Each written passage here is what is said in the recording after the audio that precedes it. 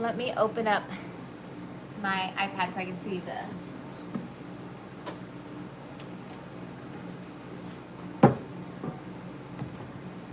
Let's see here. Happy holidays, everyone.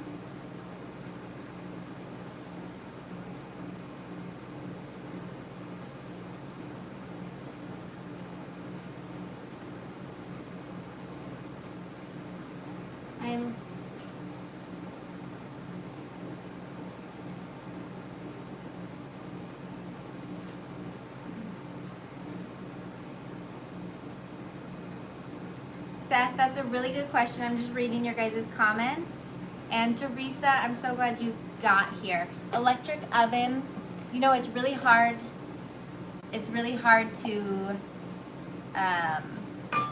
say right off the bat, but just in case your oven, this electric oven is pretty true to temp, I'd say start at 290. If you feel like it goes too hot, maybe you can. This is always so hard when you start for the first time, but I usually start at 290 and then I work my way in a new oven, either up or down depending on what I'm seeing. So 290 usually is what I do. I always drop mine to 275 just because my gas ovens tend to shoot up as soon as I put a tray in. All right, and then Seth, that's a great question. Favorite colors for dark colors, I really like a powdered color, so Master Elite, the sugar art, is really good. And then if you couple that with black cocoa powder, is that the right word? If you pair that with black cocoa powder, or if you even get like AmeriColor, super black, and pair it with a powdered color, I feel like that does wonders as well. So I always go for doing multiple different things, so like black cocoa powder and my sugar art, as well as putting the color in different stages too. I'll start. Okay, great. Naoko, nice to see you. Thank you for putting the phonetics down so I can say your name. Thank you. Naoko, Bikash is from Virginia. Hello. Oh, I'm so excited you're here live. For those who are new, and this is your first time, because I think Teresa, this is your first time being able to join as well, I will kind of go through the products I use too as I do this. Sometimes I feel like I'm just reiterating the same things over and over again, but I forget there are a lot of newcomers, and so it's good to repeat myself. Hi Bessie from the UK. Oh, second ever. Okay, well I'm glad you're here. And I'm very impressed that you're baking in a new oven when you're on vacation. Okay, so we are going to be making some fancy macarons. Hi, Afi. Hello. We are going to be making a bigger batch than usual. Happy holidays. Nazila. Good to see you as well. I love, everyone has such beautiful names. We are going to be working in the KitchenAid today. So I'm gonna be mixing the dries in this bad boy as well. So that'll be fun to showcase. And then I will finish it off in a big bowl, wide mouthed bowl as well, just because I don't want to mix to completion on this mixer, because then I'm afraid it's not going to be fully incorporated. Maybe some dries are going to be stuck on the bottom. So I will mix mostly in the KitchenAid, save our arm a little bit of trouble, and then finish it off in my bowl. Hello from Australia. Hi Leah. This is not the best place to put this. I'm going to turn my oven on. If you guys do no rest as well, I suggest turning your oven on right away. Make sure after all the holiday cooking, your racks are in the position that you need them to be. And hi from Holland. Hi Margot.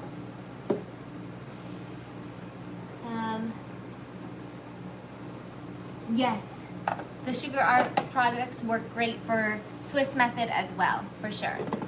I'm gonna just scale my 100 grams of egg whites in here. I'm using that base recipe. So in my 101, Macaron 101 video, I've caused a lot of confusion because I say 125 grams of egg whites, and then in the actual description of the video, I say 100 grams. That's just because of poor planning on my part. I wanted my base recipe to start with 100 grams, so it's easy to do percentage-wise, like, okay, I'm gonna do a 90% of the whole recipe, so that's easy to just scale down. You use 90 grams of egg whites and multiply every single ingredient by 90%. So I was making a larger batch in the video, and I always confuse a ton of people. Go off of the description in the Macaron 101 video. That's the base recipe. So we've got 100 grams. Make sure you tear your bowl so you're not scaling your bowl and having to do math. You got 100 grams of egg whites. And then I'll be using 130 grams of almond flour, 130 grams of confectioner sugar, and then 90 grams of sugar and 3 grams of egg white powder, which is optional. I use Blue Diamond almond flour, and I store it in my refrigerator in an airtight container because the bags don't reseal very well. I also have a ton of bags that are not open in my freezer, my chest freezer. That's where I store my almond flour. I get them on subscription on Amazon, and it just comes monthly, and I store them in my chest freezer and use them as I need them. So once you're getting low on your almond flour, if you do store your almond flour in the freezer, just make sure you take it out the night before you want to use it and put it in the refrigerator to defrost.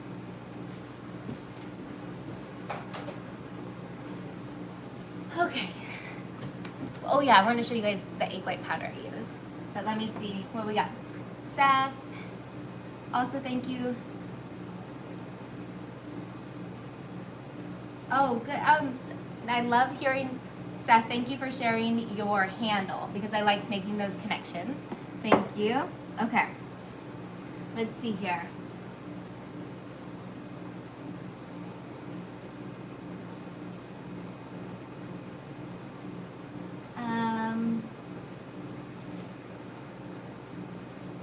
So someone asked, what's the difference between recipe for rest and recipe for no rest? That's a great question. Naoko, so the recipe doesn't change at all. It's simply that I am using this air bake tray when I do no rest. I have tried with other things like doubling up on my sheet tray, and it doesn't work with my conventional with no fan oven to do anything but use these air bake trays, which have this insulated, there's this insulation in there, so the air slowly will make your macarons rise. So it allows, the heat allows for the top of your macarons to dry basically before they crack open like you usually do if you don't rest your macarons. So that insulation allows for a slow rise and gives you time to have the skin develop in the oven, like an oven drying process from the sugar bean. If you haven't checked out the sugar bean, she talks about oven drying more in depth. And that's what, you can try doubling up your sheet trays, but I've never had it be able to work in my regular ovens. But like in a good convection oven, you can do it with a regular tray. Like I have a toaster oven that I bake with. This is a French steel pan, so it heats up really fast, the opposite of a air bake tray. But I can still do no rest because I have a good convection. So the fan helps dry the tops of your macarons right away when you put your macarons in. And then that's the ideal scenario. But a lot of people with home convection ovens, the quality isn't as good as like a commercial oven, so you end up getting cracks in our so it really depends on your oven. You have to kind of test it out. Okay, Oh, so big, 300, yeah. So let's see, good morning, Kim. Yeah, I feel like I lost some of the, should I use convection? So Teresa, that is, if it's just a setting that's like, you can switch your electric oven to convection. I've had hit and miss responses in different ovens. They bake a lot faster if you turn on that convection setting, so make sure you check earlier, around the 15-minute mark on a convection oven. Whereas in a regular setting, it's like 20 minutes. So just be careful if you are gonna play with convection, but if you have a regular oven at home and this vacation place has different settings, I just stick with what you usually do and don't try convection just in case, because sometimes it can just explode. So it's hard. If you want to do a ton of tests in this oven, then I'd say sure, try it, but since you're only there for a little bit, probably stay safe. Yeah, play it safe and just wait. Yeah. Yes, exactly. Perfect. Play at home. I love it. Undermix. I know. I haven't forgotten about it. I promise. We just took a little break from edited videos, and I really need to clear my computer, because my computer is having challenges when I offload my content from my camera. It's like not working. So I need to take a ton of stuff and load it onto an external hard drive. I'm a mess. All of my equipment is full of storage and I can't save anything these days. Okay, so we're ready. I've talked a lot. I'm gonna move the camera closer so you guys can see what's going on inside the mixer. And I'm also gonna grab that egg white powder just so you can see what it is.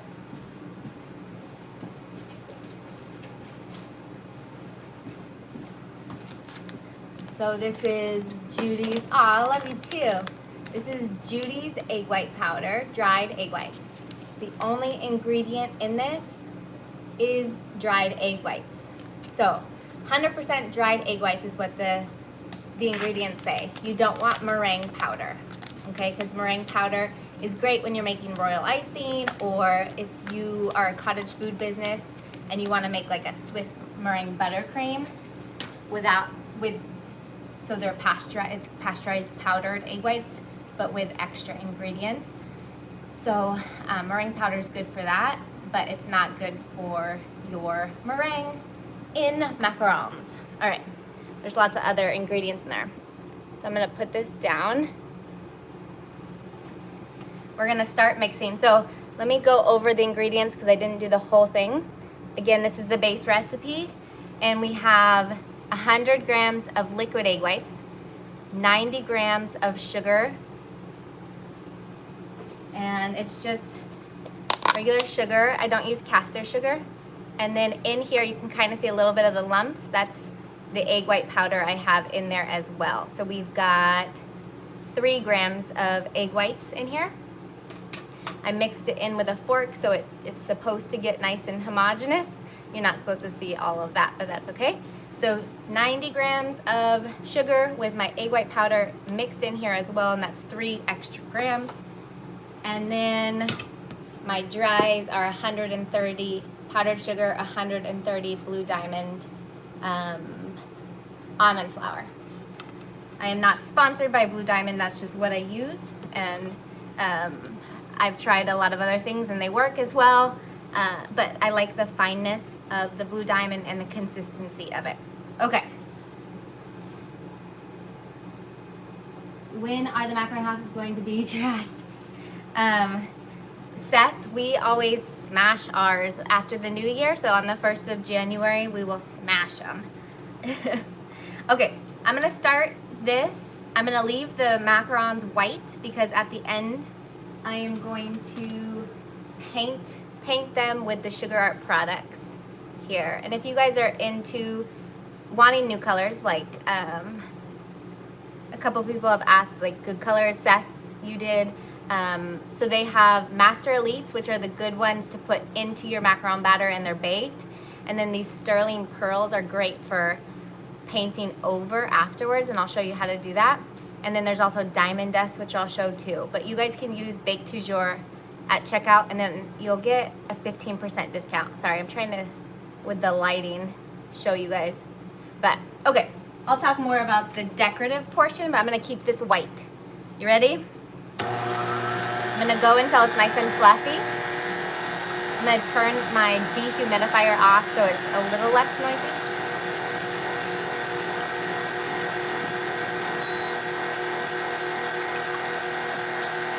I'm on speed 2 here. I'm gonna go up to a 3, which is in between the 2 and the 4, just to get it going and get it foamy.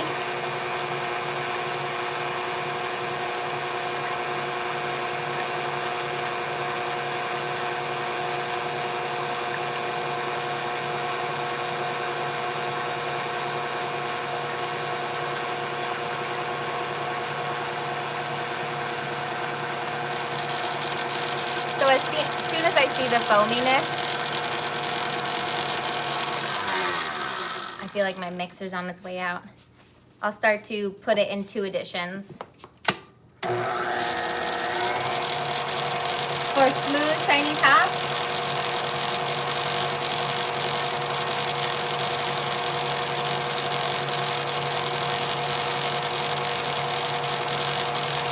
hi Julie. I will talk about the smooth, shiny tops after the mixing, okay?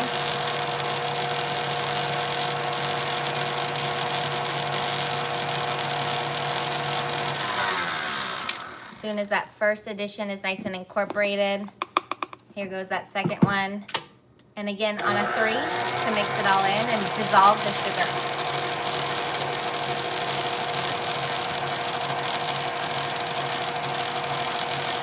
Poor mixer, you can do it.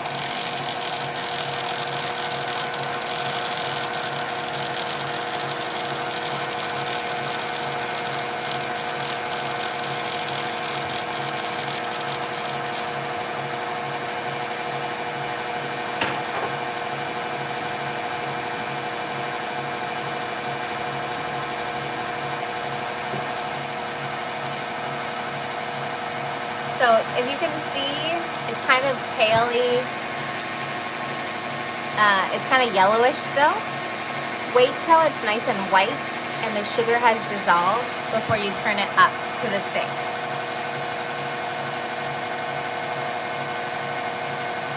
Aw, Josie, thank you. I'm happy you're here. Thanks for joining. I feel like there's so many macaron queens out there these days. It's so fun to see everybody's work. Okay, it's getting a little more white.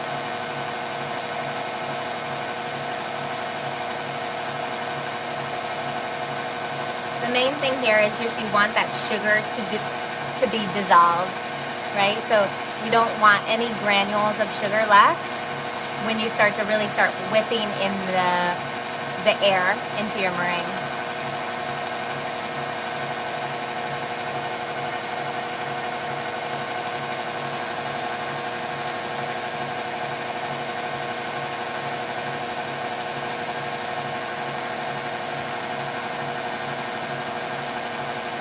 And thank you guys for, I just saw today, I'm at 24,000 subscribers on YouTube, and that's awesome. Thank you very much. So I always say I don't recommend you doing this when you are on your own, but you can always kind of feel it. And if you don't feel any granules in the stream of the egg whites, you know that your sugar's dissolved, and you can kind of put your mixer up in speed. But that being said, like once you get the hang of when or how long it takes to get to that point, don't continue to stop your mixer and do that. Just kind of time it and make sure you have it down. So I'm gonna put it up to 6.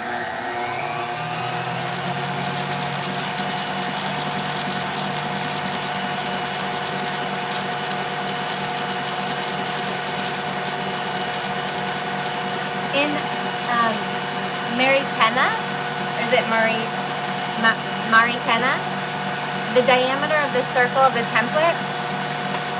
On the template of if you have like my ebook, it is 1 3/4 inch. On this, on this guy, I go to the dotted line, which is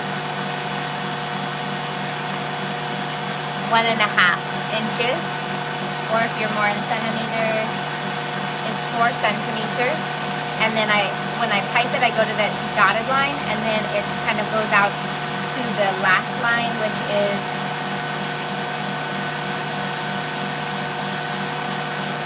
4.5 centimeters, or 1 3/4 inch.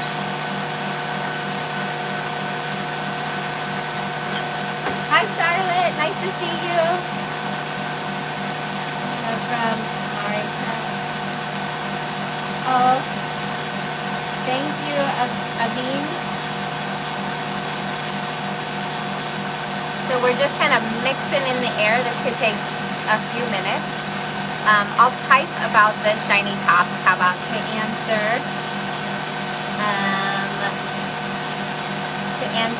Was it Cooley's answer?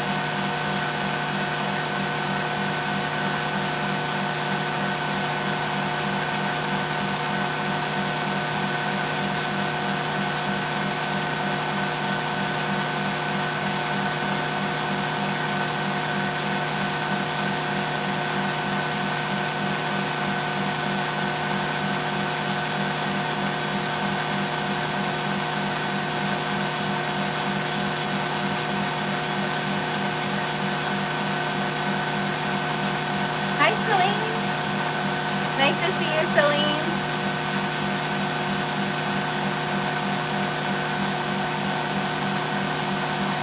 We're just whipping it good, y'all.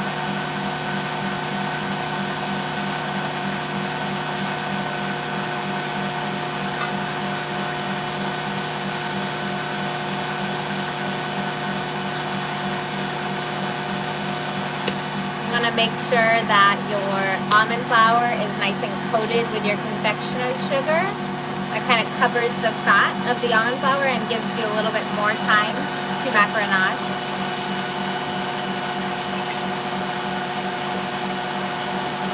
And you can also, during this time, if you don't have your pans and stuff ready, you can get your pans ready with your baking mats. If you want to put some vinegar over it as well, and clean the mats. Do that now, or you can also get your piping tips ready. This is a 9mm piping tip, and it's ready in my bag to catch it all.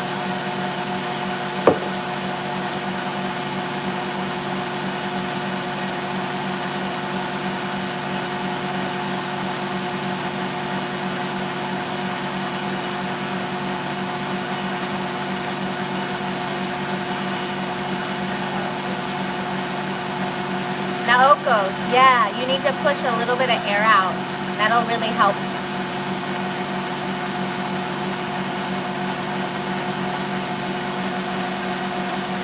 Okay, so we're starting to get some striations, you can see, in the batter. We're on our way. So I know some people like low and slow with their mixer, but I go ahead and I go up to 8. And I go till stiff peaks. I'm sorry it sounds so bad.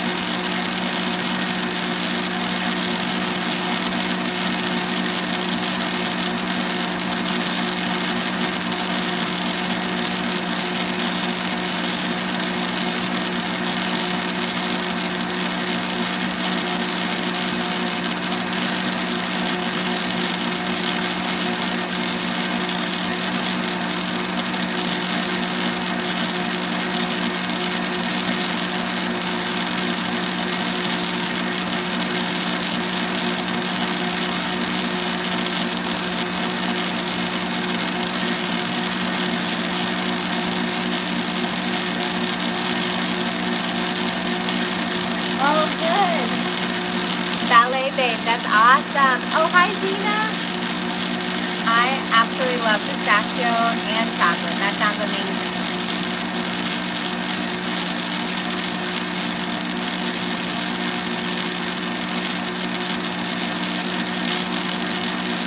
Oh, Seth, what is the drop the whisk technique?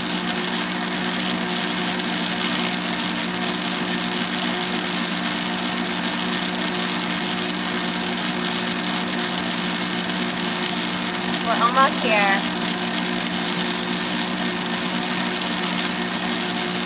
I've never heard of this drop the whisk technique. I want to hear more.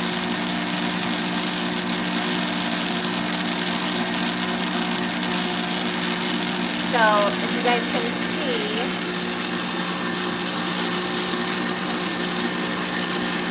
you can start to see the outside of the meringue hold its shape as the whisk goes through it. That means I'm getting close.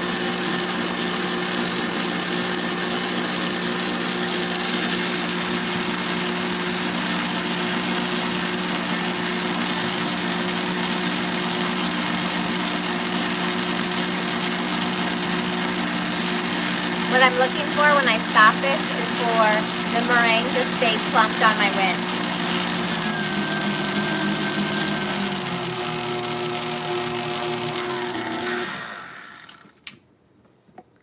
So I like seeing that. I like when the meringue sticks to the whisk. If you can see in here, the point where the whisk came up is sticking straight up. Can you see that? And then so is this. But I just saw Seth answered. You put the whisk on the mixer, but you do not lock it in place. Oh no, I've never heard of this. So this is nice and stiff, right? It's not going anywhere, but it's not over mixed and looking yucky and separated. It's still shiny and glossy. This is a good nice stiff peak. And then if you wanna kind of move your whisk around inside of it too and make sure the sides are just as stiff, and that's great, okay? So, I'm afraid to try, Seth, I'll have to try that another time. I'm going to, sorry for the loud, I'm gonna switch and mix in the dries with my paddle attachment.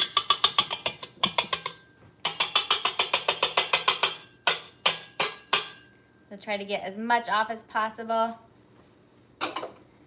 And then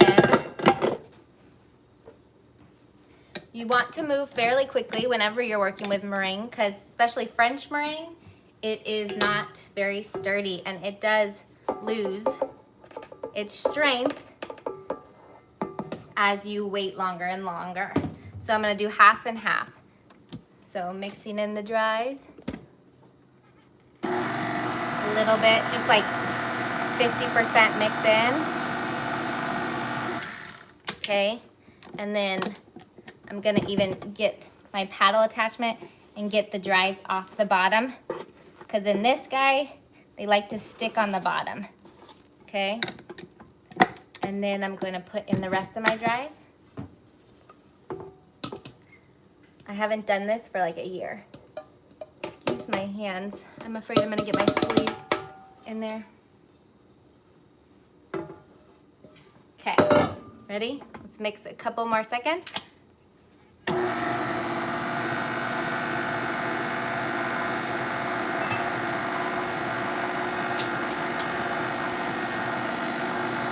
So if you can see, all the dries are on the bottom.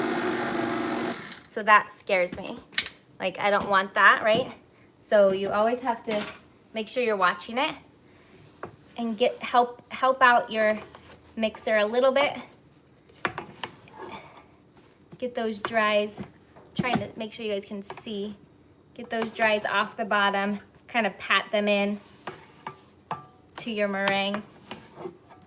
Help it out, okay? All right. Couple more seconds and then I'm gonna finish it off in in the bowl. Okay, so why do I use the paddle? I use the paddle because I feel like the whisk goes really fast and I'm a control freak, and I like to be able to not overmix my batter, but still have enough turns of my paddle to get it mixed. So that's why I use the paddle, but it is another thing to wash. But if you're doing like a huge batch, this really does save your arm. With the smaller batches, it does almost take as much time to clean the dang paddle as it does to just mix with by hand. But you know, it's a good show. Okay, so here's what I'm left with. Let me just kind of bring it together for you guys. So if you can see, it's still pretty thick. If you wanted to, I've done it where at this point I split my batter and I do multiple colors. So you could start adding in colors here, but we're gonna leave it nude because we're gonna paint the final product, okay? So there it is, incorporated nice, and we're gonna finish it off in a bowl. If you've seen my videos before, you know I don't like macaronaging in this mixer because it's so deep, right? So you're not going to be able to see what's going on everywhere.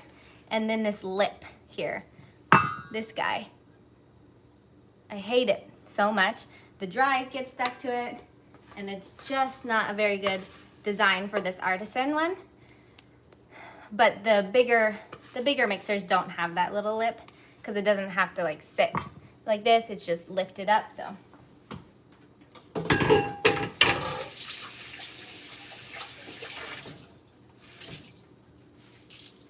All right, so 1 second here. I'm just going to clean my space a little bit. Just make sure if you are cleaning up a little bit while you're doing this, don't get water in your bowl. I hate when that happens. Okay, I'm gonna keep you guys nice and close so you can see. So I'm just going to tumble it a few times, which, let's see.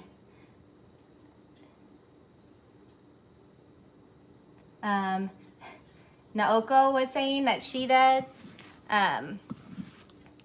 right? You just tumble it, that's what this is. You just bring it over itself till it's nice and consistent and evenly spread around.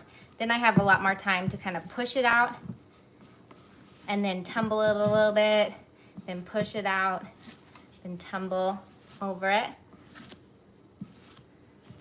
Okay, so instead of doing all that beginning work where the meringue looks so weird when you're adding in those dries in the beginning, we didn't have to do any of that because our mixer did the work.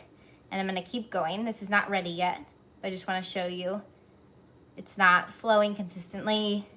So I'm gonna keep macaronaging. So I just press it out up against the bowl and then I flip it all over itself. Some people press it all around the sides, and I feel like that works better for Italian method where you have more time. Like I feel like I would deflate it too much all at once. So I just like doing one, you know, at a time. But it's totally up to the person. Everyone has their own preference, and really, I would never say one way is wrong, because a lot of people, I feel like after seeing how people do it and it works, there's really no right way and wrong way. It's just you gotta see what works for you and what feels good. So right now, if I were to pipe, it's still holding its shape at the tip. It's not gonna spread out. So that would not get you a smooth macaron. So you have to keep mixing. But then you have to be careful not to overmix and have it spread too much, right? So I probably could have mixed longer in my mixer. But here we go, starting to flow. That looks way nicer. It's spreading a lot more. It's not staying clumped up together. And I know this I didn't even put white coloring into it, so it's not as pretty right now, but we're gonna make it really pretty and really fancy for our New Year's Eve celebrations. I'm almost there, guys. I'm just gonna do one more tumble around. Yeah, isn't it a pain? I liked my other one. I'm talking about the KitchenAid. I love the artisan size, and it's lasted me 14 years almost now. But the being able to lift it up, the other, I don't know what the model's called. This was good to me, but is really convenient too. Okay, I'm done chatting about random chats. Okay, so here we go. I'm gonna show you guys one more time, and then I'll lift the. Actually, I'll keep you guys down so you can pipe. We can pipe. But let me show you the flow. Still pretty thick, but you can see in the bowl, it's spreading, right?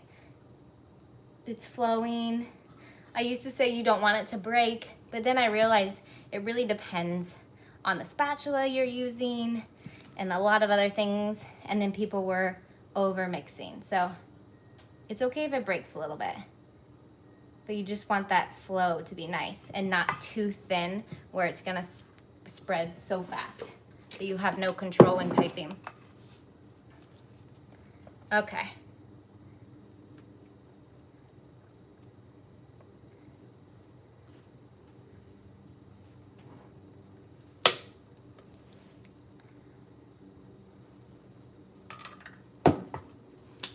So I put some of my batter in. I'm gonna leave some of it in the bowl. I know people tell you not to do that, but it really is fine if you move fast enough. Let's do a no rest. And we're just going to pipe them. So at a 90-degree angle, hold your tip steady. Don't move it in a circle unless you're doing a really big one, more like a decoise kind of cake. Then you can kind of swirl it around, but you don't need to move the tip. Just keep it right on. I like this template because it has a point in the middle, and that's where I aim the tip. And I just go until I reach the bigger dotted line, and then I stop pressure. Once I'm at the dotted line, stop pressure, kind of flick the wrist in a, whatever, I do counterclockwise motion, but if you're left-handed, it might be clockwise, I don't know. My dominant hand is my right hand, and it's doing the pressure. And then my left hand is doing the flick.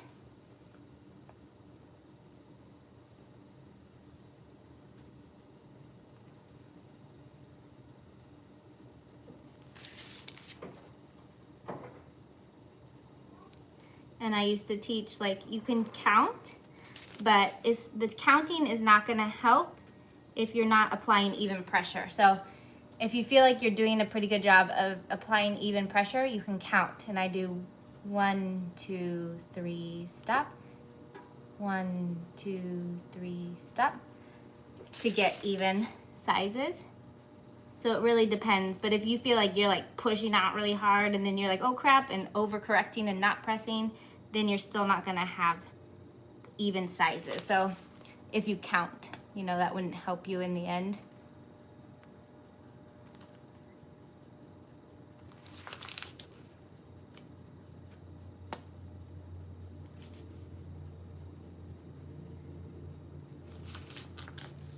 And as I get to the bottom of my bag, I'm pushing my batter through it, which means I'm working the batter more.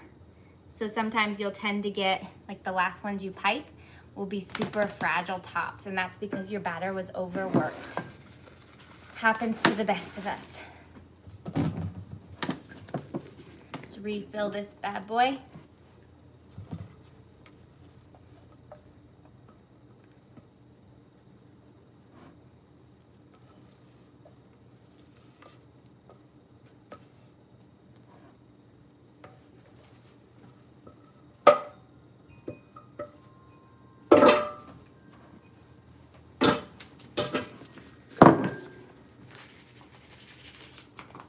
See how the tips have almost all disappeared, and I'll also bang the tray. That will help.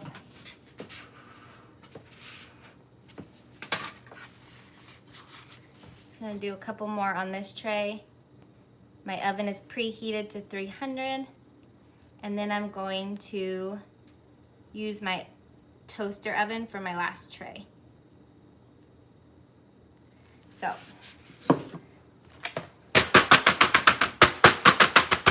I don't like to overcrowd my tray. Even though I have like these big, nice mats, I still will get cracking on the outside due to hot spots in my oven. So I try to give some space. But if I need to, I'm gonna fill these spaces in because I only wanna have 2 trays at the end. Here's my little guy. So on this toaster oven, I do turbo bake, and I start at 300, and then I drop it down to 275 when it goes in. So let's show you guys. That is my turbo oven, the Oster toaster oven, right? And I don't like to pipe on the outside, so I just pipe on these 3 rows. So we'll see how much I can fit on here. It's fine, like it's not make or break, but sometimes the feet don't develop super close to this tiny little lip that's on this pan.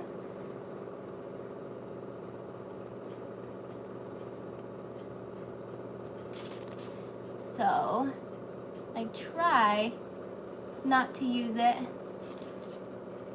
This is, the brand of this is Blue Drop Matte. I really like it. We should be good.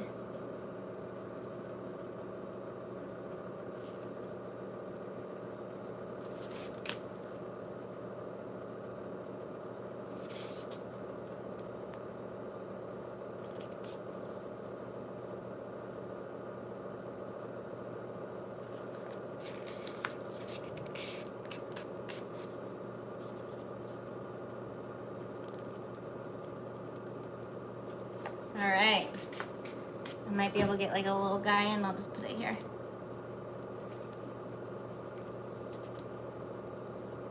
Maybe we can showcase the fragile top if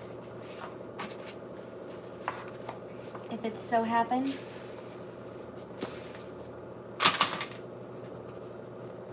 Try to get as much out of the piping bag as possible so you're not wasting your product. All right.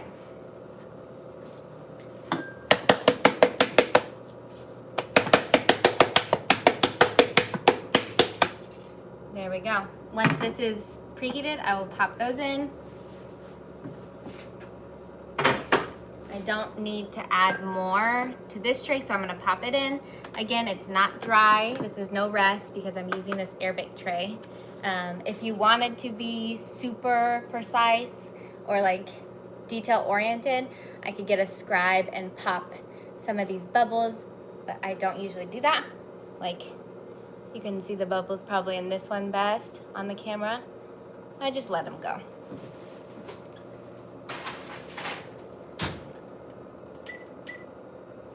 Drop it down to 290 with those air bake trays. You don't want to go too low with your oven temperature on the air bake trays because then you could get concave shells that way, which means that the shell, when you pick it up from your mat, it goes in kind of like a contact lens instead of flush with your mat. And it's annoying because they look great and then you pick them up and you're like, ah, no. Let's see here. It has folding tool. Oh my goodness. Kenwood, I just read a comment, and the Kenwood mixers have a folding,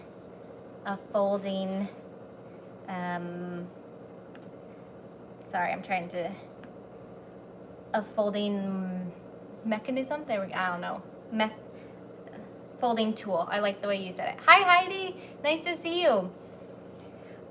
We just put a tray in and I didn't set a timer.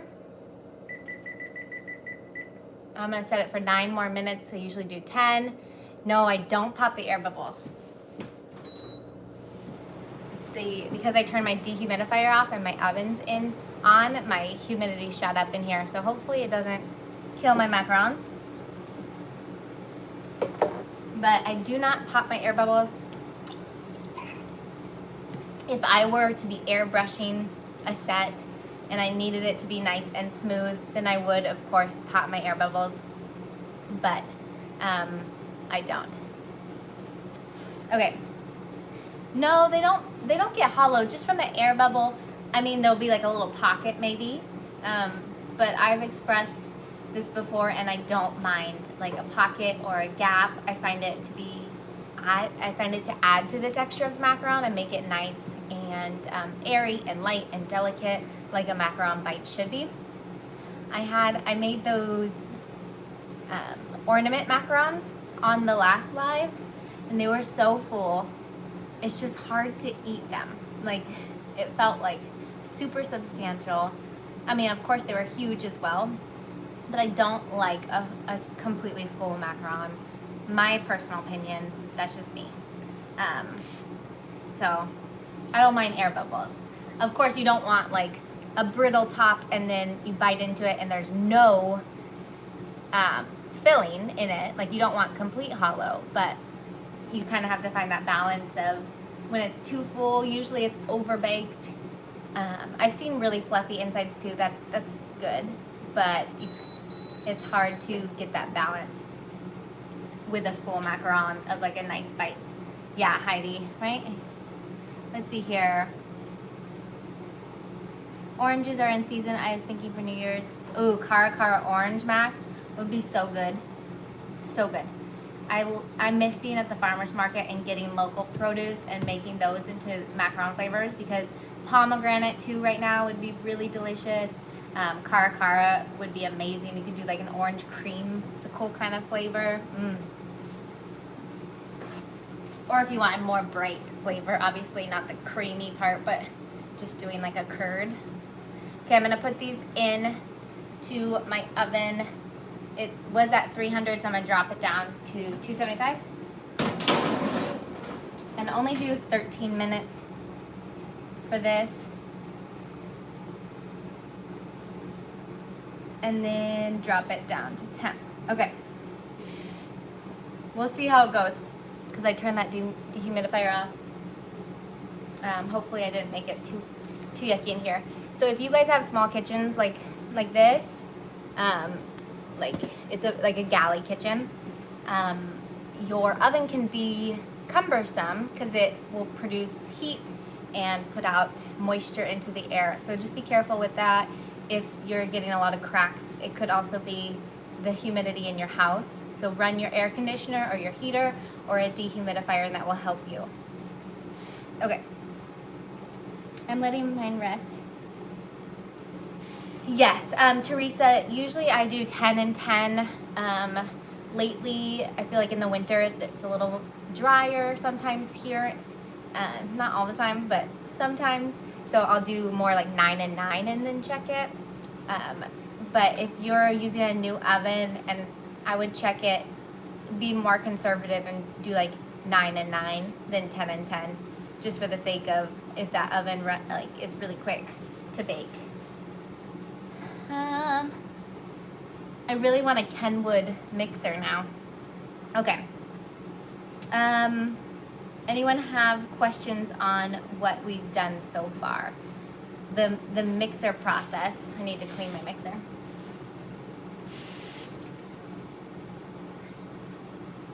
I hadn't done that for a really long time, so I do apologize that I was very shy with it. I feel like I did that in the last live too.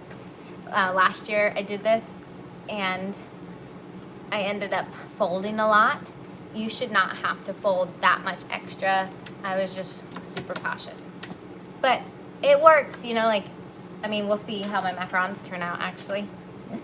Let's wait for that before I talk about how it works.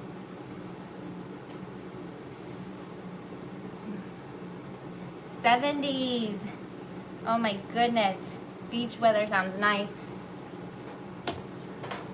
We're actually having cold weather here in Portland. It was 28 degrees here Fahrenheit, which is cold for here. I know it's all relative, but it feels really nice to have like some snow on the ground. It's fun. You fold in the mixer and do not rest. Heidi is like just efficient, everything. She's gotta be. She runs a fudge business too. You do the biggest events. I love it. Okay. 73 in Georgia. Oh, really? And so I heard in Texas too, they're having like a super extreme heat wave, and then it's supposed to get really cold. Is that the same in Georgia? The weather has been so weird lately. When you showed the macarons that were full, I cut once they were cooled and filled. Let me see.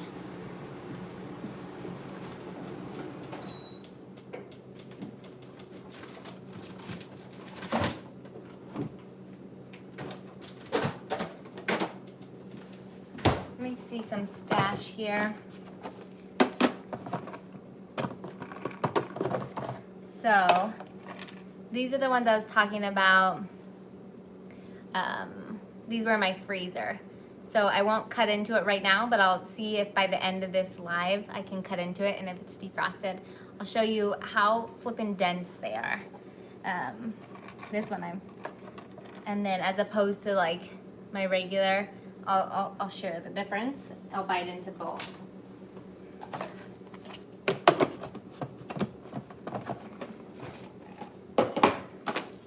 All right, let's see here. Ooh, a cara ganache too. I keep thinking of different things, Seth, with the cara. That's how I pronounce it. Hopefully that's how you pronounce it. Not cara. It's cara, right? Oranges? Okay. But if you cut into a macaron right after it's out of the oven, a lot of the times it'll be fuller after, and then once it cools, it'll settle a little bit and be less full. Sometimes that happens. That usually means you could have baked it a tiny bit longer, the structure fell a little bit, but it's usually a tiny gap that doesn't even matter, right? The sacrifices, I know, right, Jan? I guess I'll eat a macaron.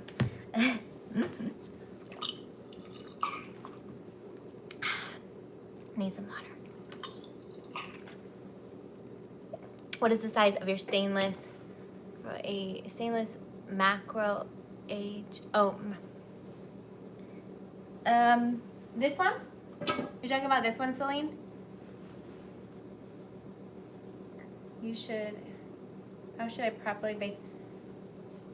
This doesn't have any size on it. I'll have to look.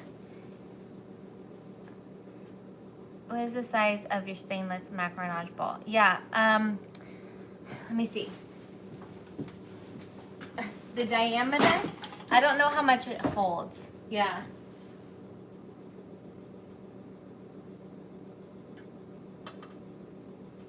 But the diameter of the open part, this diameter is 10 inches. So 10 inches wide, but I'm not sure how many quarts it holds. Let's see here. How should a properly baked macaron feel after baking? Great question. Let me turn this bad boy.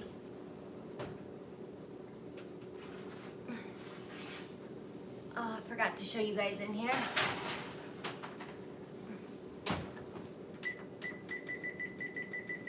Let me bring you guys in so you can see. So these guys are developing feet, if you can see.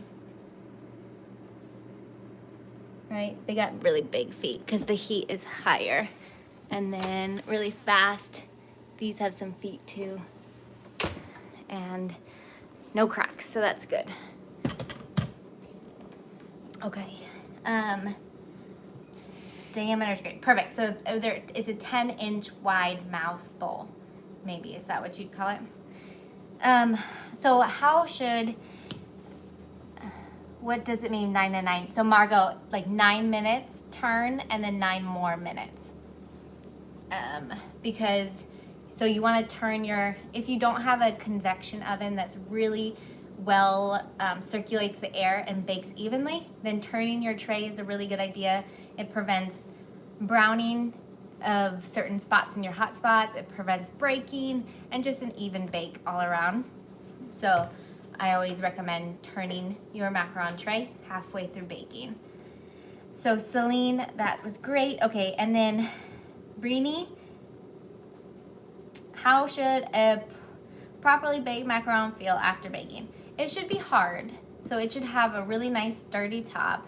I feel like the bottoms can, you know, once cooled, it's okay if you can push in the bottom a little bit. If the bottom is too hard, most of the time I am like, oh, crud, might not soften. So you don't want it to be so rock hard that it won't soften up and mature the insides of your shell. But you also don't want it super soft where you can push it in all the way and you have like no substance inside. So it's hard because so many people have different preferences, and I hate to say it's a personal preference, but I've seen a lot of people bite into a macaron like this and they love it, and it's super, super hard and not, it doesn't like meld when you bite it, if that makes sense. Some people enjoy that, whereas I prefer it to be softer, so I would always err on, you know, you want it to be super, super duper hard, but you also don't want it to be brittle, where you overbake it and then it just shatters. It's really hard to explain. I'm trying to think of better ways to describe it.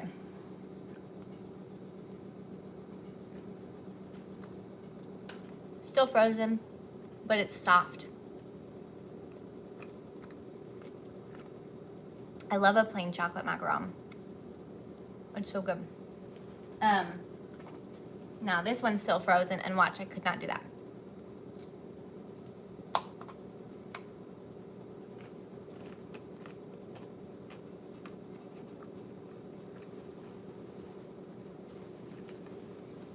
See how this one doesn't give at all? It still tastes great. I mean, chocolate, it's like a brownie with cookies and cream in the middle, but see how this one kind of gives and kind of forms around that frozen filling?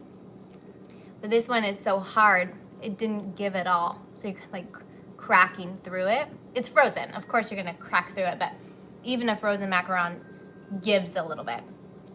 If you overbake it, it's not going to. It's gonna be more like a chocolate chip cookie that you crunch through. I don't know if that makes sense. Am I just confusing everyone, or is that making sense? I wish I could share because we have so many in the freezer that don't get eaten. With COVID, I hadn't been giving out my macarons very often, but my New Year's resolution, because the whole house is vaccinated now, is to be able to safely make content, but also make it good to give to like neighbors and the hospital where my husband works and stuff like that. So I don't want to waste any content anymore. Good, Heidi, I'm glad it works for you. I mean, it makes sense to you, because I feel like it's very hard to explain, especially because it is such a preference thing. So I would never be like, one way is wrong, one way is not right. Wait, one way is wrong, one way is right. But traditionally, they're a little bit softer. So we do porch pickups. That's a great idea, Heidi. I love that. Porch pickups, perfect. Yeah. People have made it such great alterations to make these cottage food businesses really thrive during this part of our lives, and I love that. I love the community-based and small business support that has happened over the last year and a half. It's just awesome. Okay, so I don't know what I'm at with. Oops, I didn't mean to. It went down. Okay, I got 1 minute left on these guys. They don't look ready. Some of the back ones, when the heat goes up too much, you'll see that the feet ruffle out. Oh, I'm so glad to hear it's been a wonderful year, Heidi. Love that. I love the positivity. We need more of it. So the feet you'll see ruffled, and that's due to higher heat. And then the front have this of this guy. The front have the regular like straight down feet, and then I'll show you when they come out that the back it's hotter back there and it ruffles out. How long should macarons be baked at 300? So it really depends on your oven, but I usually would do about 18 minutes and check it. If you have a super fast oven like this is only 13 minutes for this guy.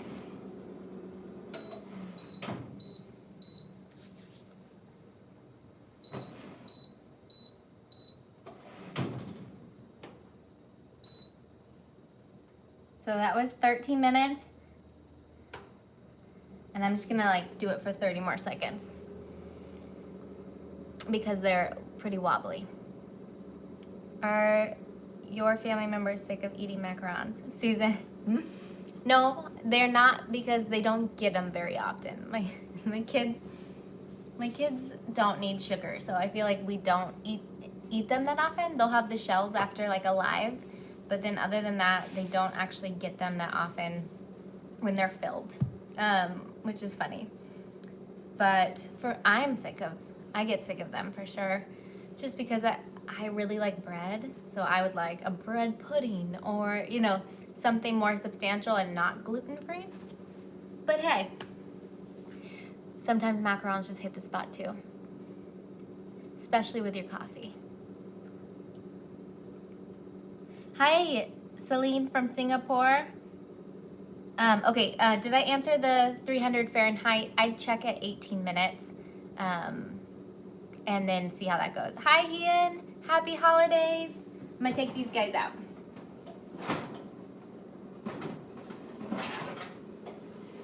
Okay, so we've got these ones out of the oven. Trying to show you the feet and everything. Turn this bad boy off.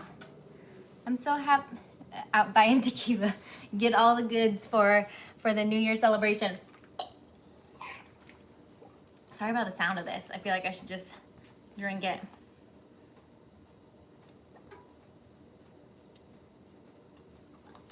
So much better. I'm excited to show you guys the painting process of this. So now that they're baked, I'll put some gloves on and showcase how to use some of this new thing. It's color solution. So we're gonna make these nice and sparkly for the new year. And basically it makes any powdered thing you can turn into paint. Let me test these bad boys.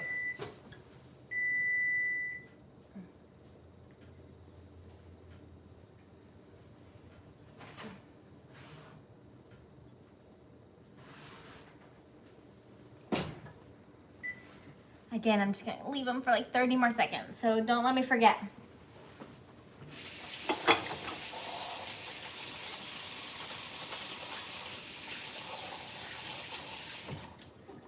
Okay, so I'm gonna get some gloves. I hate washing my hands and then putting gloves on because my gloves are so tight that they always rip.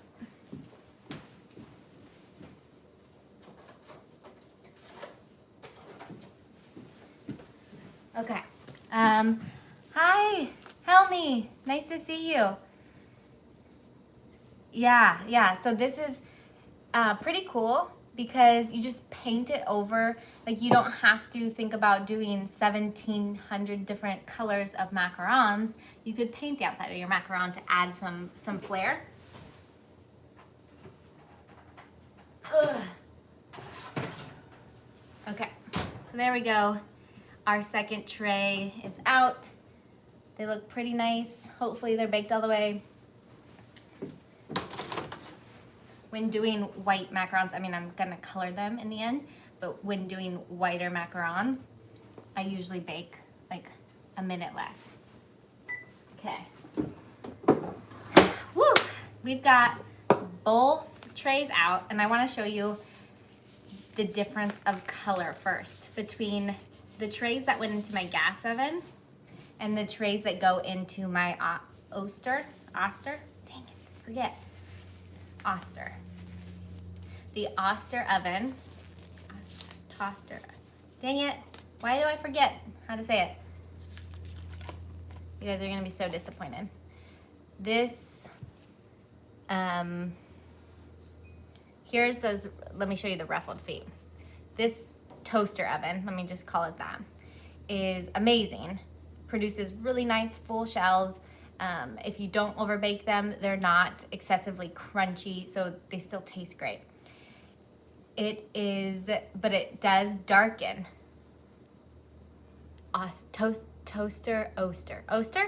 Okay. It does darken the shells a little bit more, so it's really hard to get white shells in there.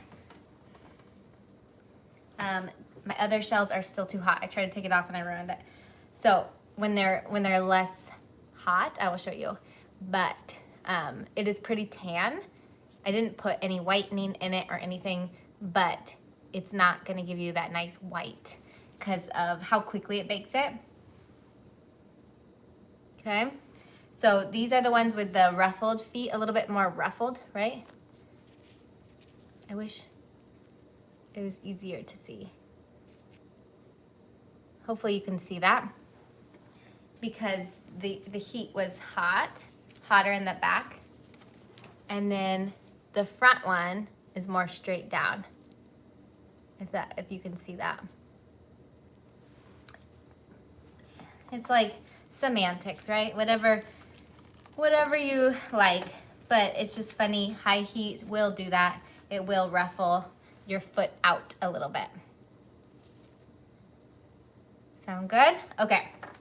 So to do the color solution, you can get like a little ramekin or something to put it into.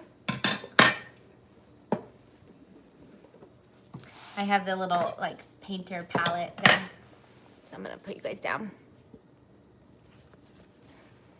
Can you see okay? So this is mainly alcohol, right? So like usually I would paint with a vanilla extract or something like that. That is mostly alcohol, or people do like vodka. The higher the alcohol content, the better for those types of things. But this isn't just alcohol. It also has like glycerin in it and something else that just makes it, I saw a video where Borderlands Bakery, Lisa, was using it, and she describes it like butter, and I think it's the best way to describe it. I've heard it really is like butter. Like it just coats it with this beautiful gloss, and you can add so much on top of it. So just a little bit, right? You don't want to put too much moisture on your macaron. I'm gonna use this flat brush. I don't know brushes well. I'm not like professional painter or anything. Most of you guys know aesthetically, like I'm not a decorator. I simply like baking. So I'm the opposite of most like cake people who don't like to bake. They just like to decorate. I'm the opposite. Okay, but this makes it, the sugar art makes it super easy to be a decorator, right? So I'm just gonna put a layer of that color solution over it, and then I'm going to add on, or you could even mix the color solution with our powder. But I was gonna show you guys a dry brushing on the rose gold. So this is a sterling pearl rose gold. And I think I was a little stingy because I took a while to talk to you guys about it. So I'm just going to do a layer of it and then take a dry brush. And it's good if you have like a piece of parchment underneath, so you're not wasting all this powder that falls down. I just didn't do that. Oh my goodness, it's so pretty. And then, look at that. Like, easiest decorative, like I remember trying to get gold for a client, gold macarons a long time ago, and just struggling and like airbrushing all of them. It's just so much work. This is done in like 2 seconds and it looks so pretty. Do you see that?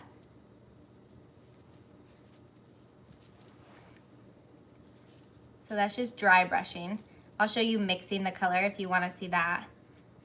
But to me, like, it might be hard to see in this lighting, but it just looks so gorgeous and sleek, right? Ugh, and then you can also, on top of that, add your, this is pink champagne diamond dust. Again, I should have parchment down on this. So I'm gonna get a piece of parchment just for the sake of not wasting my product, because I want to put, I'll just kind of shove it back in here. I might have an extra piece in here. There we go. I saved pieces of random pieces of parchment. Okay. So then we'll just sprinkle on some of this. Again, it's pink champagne diamond dust.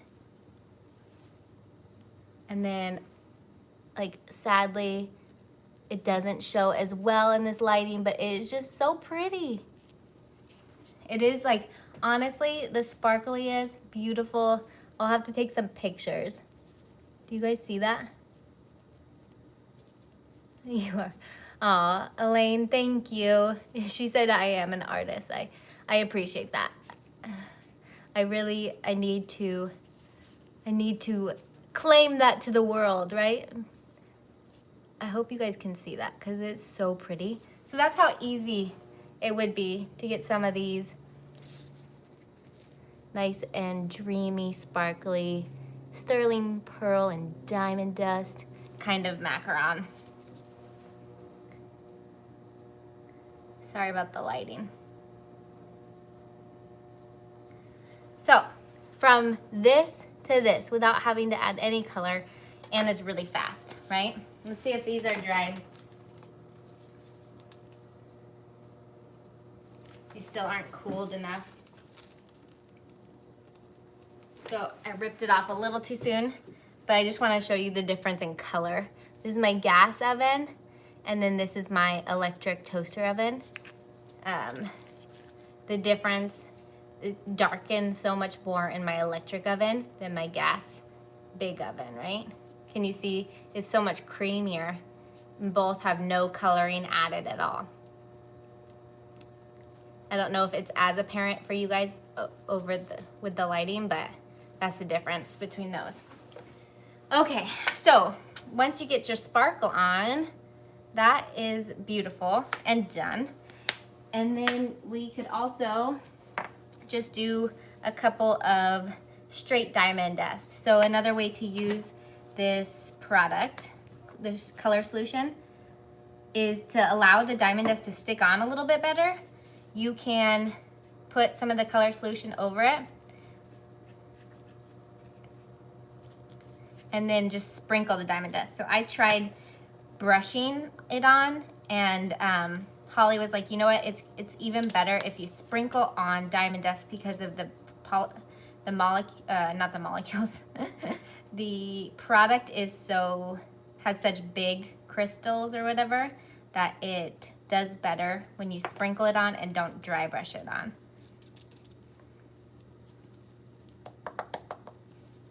So just like some nice diamond dust. I am tempted to like get my brush though and smooth it out.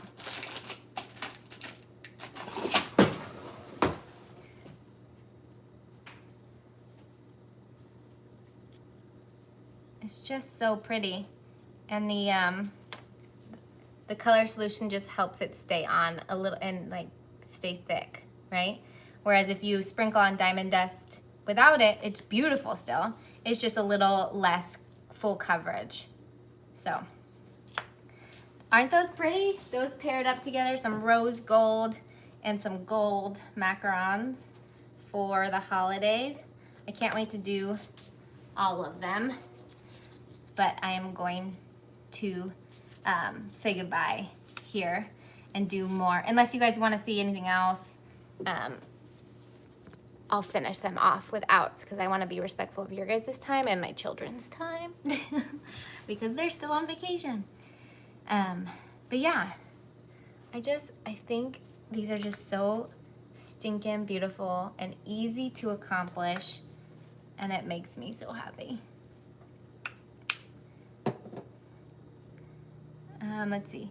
Does it dry out as fast as alcohol? That's a great question, Han. It doesn't dry as fast as alcohol, but it does dry really quickly. What other things did I miss from you guys? Just turn my first tray the slice bit of wave. Teresa, when you say there's a little bit of a wave on yours, do you mean like with the foot or a wave in the shell? I think the waves can be prevented by a different temperature time.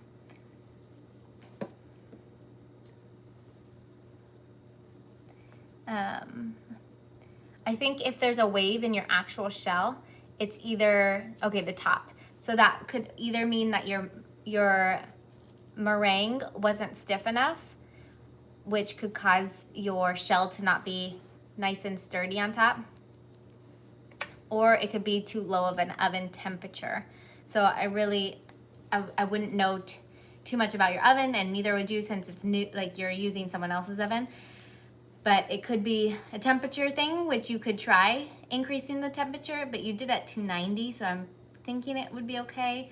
Or possibly needing to have a sturdier meringue.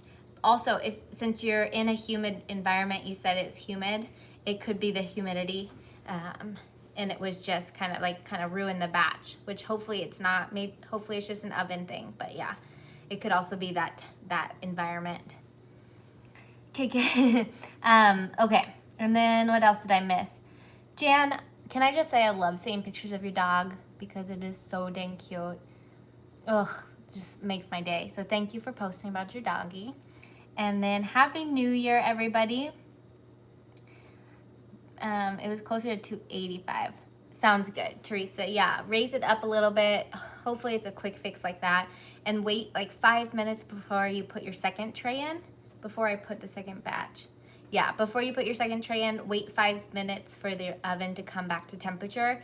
So don't shove the second tray in right away. Hopefully that helps. And then I need your sugar art code.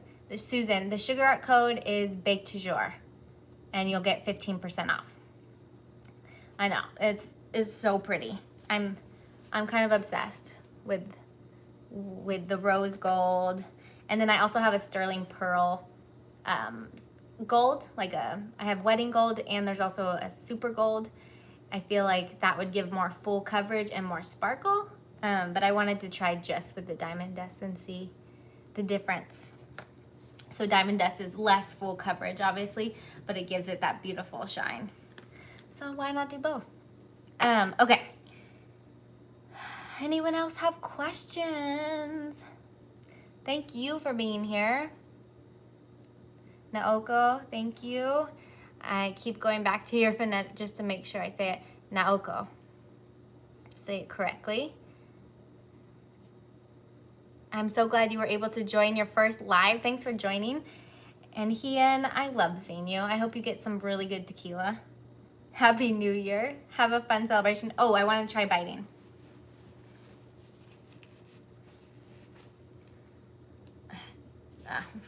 Unfortunately, I hate wasting plastic, but I think it's pretty frozen still. It's softened up, but it's still a substantial bite. I'm like having to work at it. Whereas this one,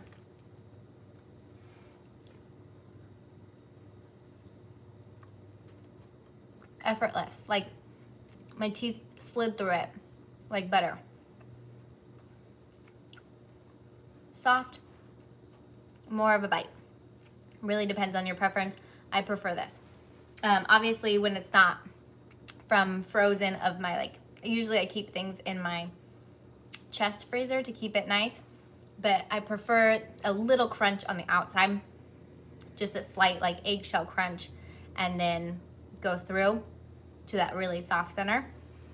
But because I put it into my refrigerator, freezer, the in and out just defrost things too much. It's not the best freezer, doesn't keep the cold. So I lost the crunch on the outside.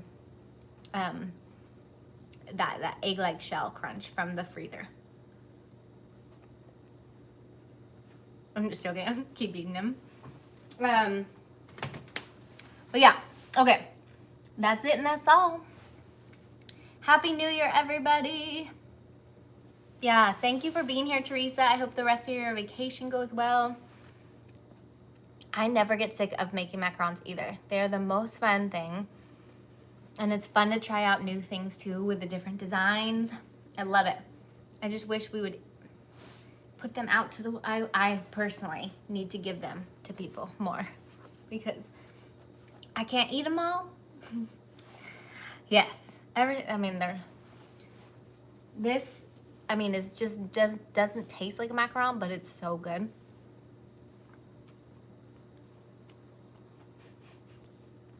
It's so good. I'm done. Cookies and cream is one of my favorites though. Bye, Margot. Thanks for joining. Goodbye, everybody. Much love. Happy New Year. I hope the rest of your 2021 goes really smoothly and that you have a great start. See you in 2 weeks.